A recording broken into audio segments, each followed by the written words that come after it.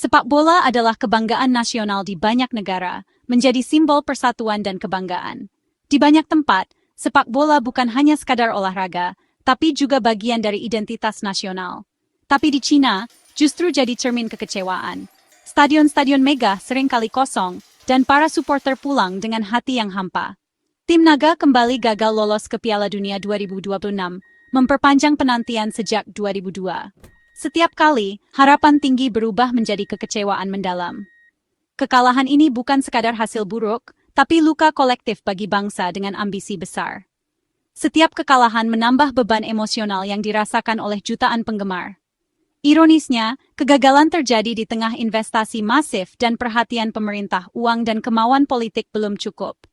Infrastruktur yang megah dan dana yang melimpah belum mampu mengubah nasib tim nasional. Pemecatan pelatih Branko Ivankovic jadi simbol siklus kegagalan pelatih baru, harapan baru, hasil stagnan, lalu pemecatan. Ini adalah pola yang terus berulang tanpa ada solusi nyata. Cina punya infrastruktur, dana dan populasi besar, tapi di lapangan semua potensi itu menguap. Latihan keras dan fasilitas canggih belum cukup untuk mengubah hasil di lapangan. Tim yang diharapkan jadi raksasa Asia justru kesulitan bersaing, bahkan dengan negara yang sumber dayanya terbatas. Mereka seringkali kalah dalam duel-duel penting dan gagal menunjukkan performa yang konsisten.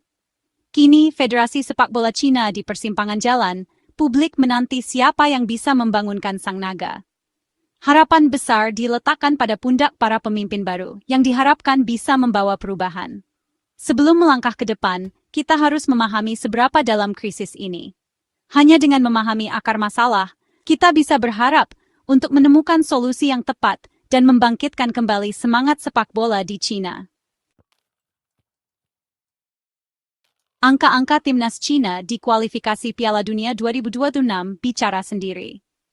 Statistik ini mencerminkan perjuangan berat yang dihadapi tim dalam beberapa tahun terakhir. Hanya 3 kemenangan dari 10 laga, finish kelima di grup, dan gagal lolos untuk ke-6 kalinya berturut-turut.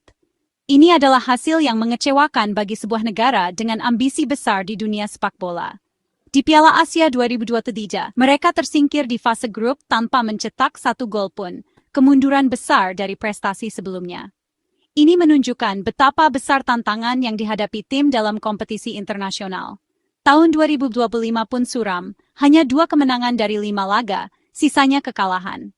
Ini menambah panjang daftar hasil buruk yang dialami tim dalam beberapa tahun terakhir. Kemenangan pun didapat dari tim-tim lemah, sementara melawan lawan sepadan, kelemahan Cina terlihat jelas. Ini menunjukkan bahwa tim masih belum mampu bersaing di level yang lebih tinggi. Peringkat FIFA mereka terus melorot, identitas tim hilang, kepercayaan diri runtuh. Ini adalah tanda-tanda krisis yang lebih dalam dari sekadar hasil pertandingan. Pola permainan tak jelas, transisi lambat, penyelesaian akhir tumpul, semua jadi pemandangan rutin. Ini menunjukkan kurangnya strategi yang efektif dan koordinasi di lapangan. Data menunjukkan mereka kesulitan menciptakan peluang dan rapuh dalam bertahan. Ini adalah masalah mendasar yang perlu segera diatasi. Statistik buruk ini bukan sekadar persepsi, tapi potret nyata krisis. Ini adalah refleksi dari berbagai masalah yang dihadapi tim, mulai dari manajemen hingga performa di lapangan. Cina tak hanya kalah skor, tapi juga kalah cara bermain. Ini adalah indikasi bahwa tim perlu melakukan perubahan besar untuk kembali kompetitif. Ini adalah titik terendah sepak bola Cina dalam sejarah modern. Supporter dan pengamat sepak bola berharap ada perubahan signifikan yang bisa membawa tim kembali ke jalur kemenangan. Kursi pelatih timnas Cina adalah salah satu yang paling panas di dunia. Tekanan luar biasa datang dari federasi, media, dan jutaan fans yang haus prestasi.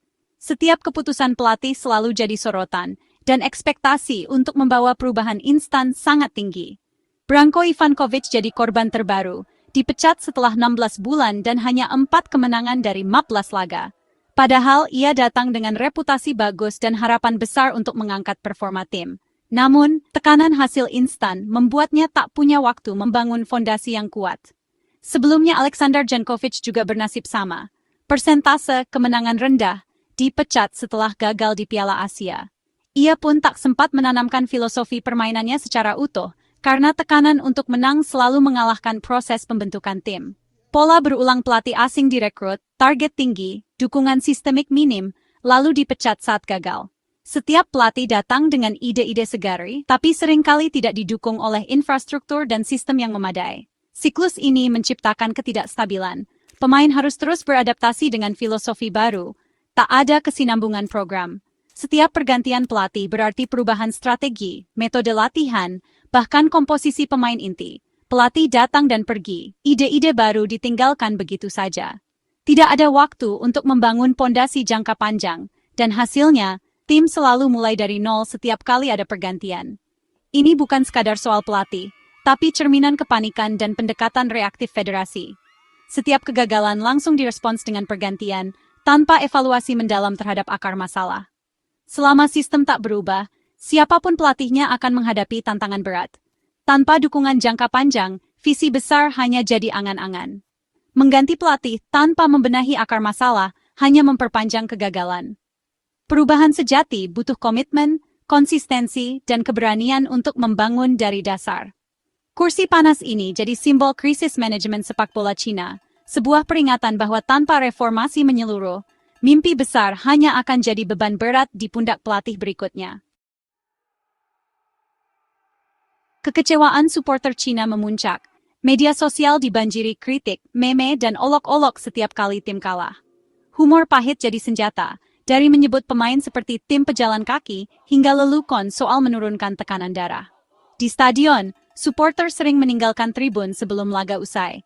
Spanduk protes muncul meski terselubung. Mereka merasa dikhianati oleh tim yang seharusnya jadi kebanggaan. Melihat negara tetangga seperti Jepang dan Korea Selatan melaju, frustrasi makin dalam. Suara sumbang ini sinyal bahaya, krisis kepercayaan antara tim dan pendukung. Tanpa dukungan supporter, kebangkitan timnas Cina akan makin berat. Di tengah kekosongan pelatih, nama Shin Tae-yong, pelatih timnas Indonesia, mulai ramai dibicarakan di Cina. Setelah kegagalan pelatih Eropa, CFA mulai melirik pelatih Asia yang paham kultur kawasan. Shin Tae-yong dianggap mampu membangun proyek jangka panjang dan bekerja di bawah tekanan. Rumor makin kuat karena kontraknya di Indonesia belum sepenuhnya pasti. Media Cina menyoroti transformasi Shin di Indonesia sebagai contoh perubahan yang diidamkan. Meski belum ada kontak resmi, namanya jadi simbol harapan publik Cina. Shin Tae-yong kini jadi imajinasi akan era baru sepak bola Cina. Shin Tae-yong menarik perhatian Cina karena sukses membangun ulang timnas Indonesia dari tim terpuruk jadi kekuatan baru Asia. Ia sukses melakukan regenerasi, memberi kepercayaan pada pemain muda, dan membentuk identitas permainan agresif. Prestasinya lolos ke Piala Asia 2023, tembus 15 besar, dan semifinalis Piala Asia U23 2024. Pendekatan holistiknya, dari junior ke senior, jadi cetak biru yang ingin ditiru Cina. Gaya kepemimpinan tegas dan disiplin, berani mencoret pemain bintang, jadi daya tarik tersendiri. Ia juga sukses mengintegrasikan pemain diaspora, sesuatu yang gagal dilakukan Cina. Shin bukan sekadar pelatih taktik, tapi manajer pembangunan tim. Inilah alasan namanya jadi buah bibir di Cina. Di balik kegagalan di lapangan, korupsi jadi penyakit kronis yang menggerogoti sepak bola Cina. Skandal pengaturan skor, suap, dan jual beli posisi sudah jadi rahasia umum. Kasus Liti membuka kotak Pandora pejabat, manajer, wasit, hingga pemain terlibat. Federasi akhirnya mengakui perilaku menyimpang yang menghambat kemajuan. Meritokrasi mati, pemain berbakat tersingkir jika tak punya koneksi. Kualitas kompetisi menurun, tim nasional makin lemah, frustrasi publik meningkat.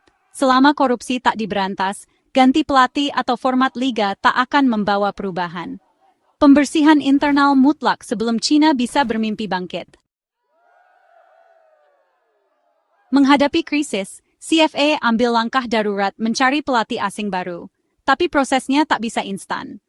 Sambil menunggu, pelatih interim ditunjuk untuk East Asian Cup 2025 melawan lawan berat seperti Jepang dan Korea Selatan. Turnamen ini jadi ajang eksperimen dan audisi internal, bukan sekadar hasil. CFA harus transparan dalam proses seleksi pelatih dan komitmen memberantas korupsi. Publik menuntut perubahan nyata, bukan sekadar ganti pelatih. Langkah teknis harus diimbangi reformasi federasi. Hanya dengan reformasi, kepercayaan publik bisa dipulihkan. Sepak bola Cina kini di titik nadir, tapi juga di titik awal perubahan. Kegagalan, krisis, dan skandal menelanjangi semua kelemahan sistem. Harapan publik masih ada, reformasi sejati, integritas, dan profesionalisme. Pemilihan pelatih baru jadi sinyal arah perubahan. Apakah tetap Eropa atau berani coba sosok seperti Shin Tae-yong? Namun pelatih hanyalah satu bagian. Perbaikan akar rumput, kompetisi bersih, dan meritokrasi mutlak diperlukan. Perang melawan korupsi harus jadi prioritas. Prestasi tak bisa dibeli, tapi harus dibangun dengan kerja keras dan visi. Publik menanti fajar baru, berharap sang naga bangkit dan kembali mengaum di Asia dan dunia.